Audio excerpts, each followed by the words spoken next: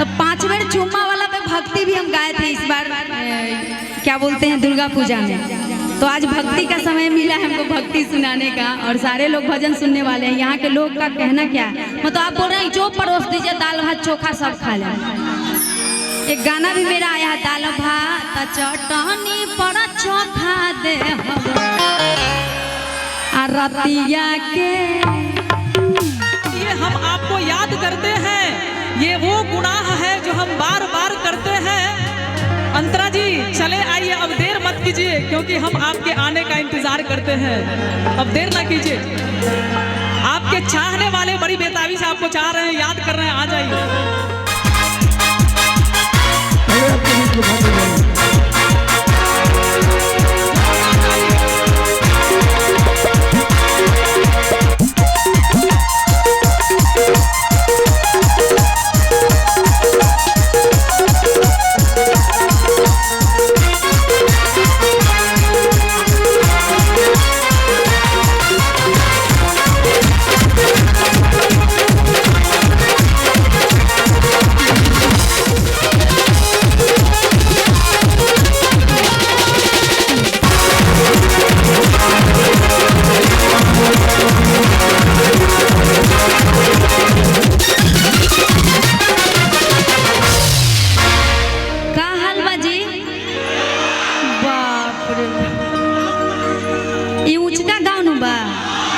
रे बा, स्थान उचका गांव, प्रखंड ऊंचाई कोट, जिला गोपालगंज, बिहार में हम लोग हैं। वाह,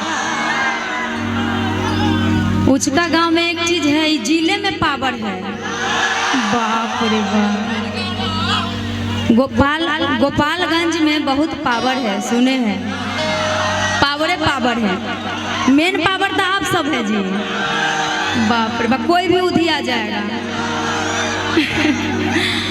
और आइए जितने भी लोग यहाँ उपस्थित हैं, ये कार्यक्रम देखने आए हैं, मैया का दर्शन करने आए हैं, बाबा का दर्शन करने आए हैं, सभी का हार्दिक स्वागत अभिनंदन मेरे तरफ से। सभी को नमस्ते। माई बहन सब बैठल बारी, उनका भी हमारा तरफ से प्रणाम बा, आशीर्वाद दी उन्हें से। और जितने भी लोग मुझे देख रहे हैं सभी को मेरा प्रणाम। और अभी भजने न चल रहा है अभी। बाप रे बाप, कितना लोग भक्ति सुनने वाले हैं, तनी हाथ उठाइएगा। पीछे वाले लोग को दुश्मनी है काजी, हाथ नहीं उठा रहे हैं, इसको पकड़िए। कितने लोग भगवान को मानते हैं, हाथ उठाएंगे आप। अरे तो आप राजा ना है जी, शेर उतना सुनता है, सीधा दहाड़ते हैं, यही ना। वाह, कितने लोग भगवान को मानते हैं, तनी हाथ उठाइएगा। तो इधर वाले लोग, पीछे वाले माई बहन सब, रुआ सब भगवान के माने नहीं नू, तनी हाथ उठावे के बजाय कारा लगावे के बाद प्रेम से बोली वीर बजरंगबली की, साचे दरबार की। बाप रे बाप, इतना पावर, इतना आदमी, हवा बारिश आपके सामने में कुछ नहीं है, आवाज से उधिया जाए। अरे हाँ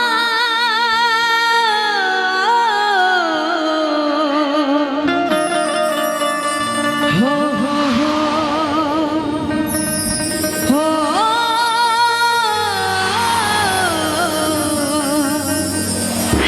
बहुत सारी हमारी माँ बहनें बैठी हैं, सबके प्रणाम बा, आशीर्वाद दी लोग जहाँ बनी हुए से।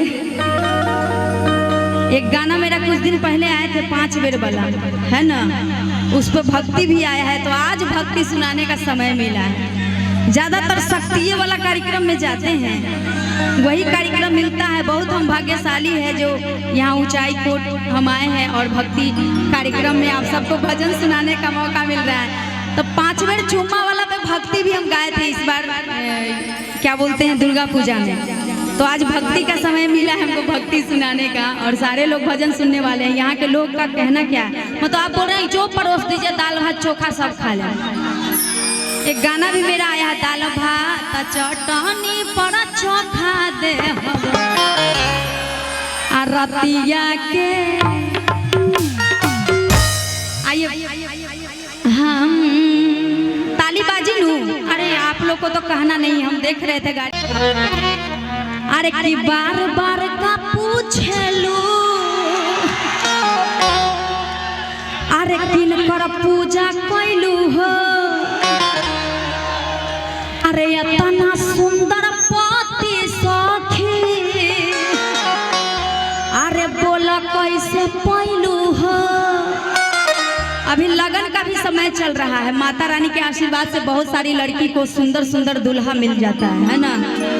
और लड़की सब मन ही मन मांगती है, हे भगवान हमरा ऐसा हीरो चाहिए। एगो मेरा गाना भी आया था कि पति चाहिए साउथ के हीरोआ के फेल कैले बा, हमार दुल्हा ऐसा बा कि साउथ के हीरोआ के फेल कैले बा। कान्हा पे गमछिया, राजा जी के मोछिया साउथ के हीरोओ के फेल कैले बा। तो लड़की सब बहुत मांगती है तनी पर्सनालिटी वाला हो, तनी हट्ठा कट्ठा हो। तो सखी अपना सखी से कहतरी, अरे कि बार बार का पूछलू, अरे किन कर पूजा कैलू हो, अरे इतना सुंदर पति सखी, अरे बोला कैसे पैलू हो। लइके जवाब देता रही, हाथ उठा के में साथ देवे के बता। हम गाय मरवा सब ताली बजा कि एक बेरा दू बेरा तीन बेरा चार बेरा पाँच बेरा पूजा कैली हो, एक बेरा दू बेरा तीन बेरा चार बेरा पाँच बेरा पूजा कैली हो। बार बार का पूछे किन कर पूजा कैलू हो, बार बार का पूछे किन कर पूजा कैलू हो।